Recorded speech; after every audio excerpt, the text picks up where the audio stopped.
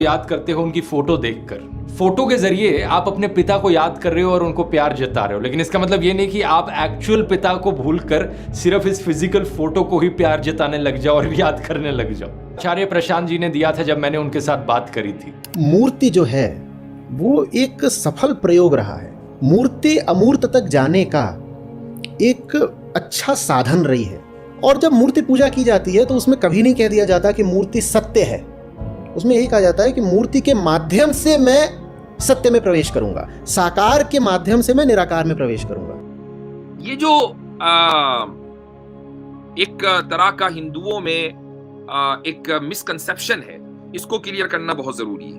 ये जो कहा ना, आप अपने बाप की तस्वीर देखकर बाप को याद करते हैं, हम मूर्ति देखकर खुदा को याद करते हैं।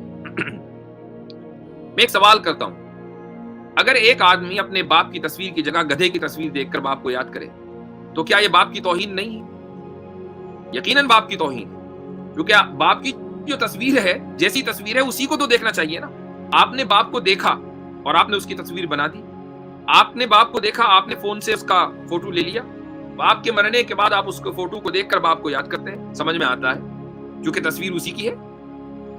लेकिन अगर आप गधे की तस्वीर देखकर बाप को याद करने लगे तो आप खुद तौहीन महसूस करेंगे कि आप अपने बाप की तौहीन कर रहे हैं।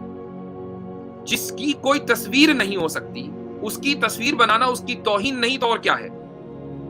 एक और मिसाल ले लीजिए, जगह जगह जो सरकारी दफातर हैं मसलन, वहां पर मोदी जी की तस्वीर लगी हुई है चूंकि मुल्क के प्राइम मिनिस्टर हैं। आप उनकी तस्वीर हटाकर राहुल गांधी की तस्वीर लगा दें तो क्या यह हुकूमत की खिलाफ वर्जी और मोदी की शान में गुस्ताखी नहीं होगी? जितने मोदी भक्त होंगे वो कहेंगे कि भाई ठीक है, राहुल ने भी दाढ़ी रखी हुई है, मोदी ने भी दाढ़ी रखी हुई है, इसका मतलब ये नहीं राहुल गांधी को की तस्वीर मोदी की जगह लगा दी जाए। मोदी की तस्वीर मोदी की तस्वीर है, राहुल गांधी की तस्वीर राहुल गांधी की तस्वीर है। आप एक इंसान की तस्वीर दूसरे इंसान की नहीं बना सकते। तो जिसकी कोई तस्वीर हो ही नहीं सकती, जिसका कोई शेप नहीं, कोई फॉर्म नहीं, उसकी तस्वीर बनाने का क्या मतलब? और ये तो फिर खुदा है। बहुत सी चीजें और तसव्वुरात ऐसे हैं कि जिनकी आप सुबह कयामत तक तस्वीर नहीं बना सकते।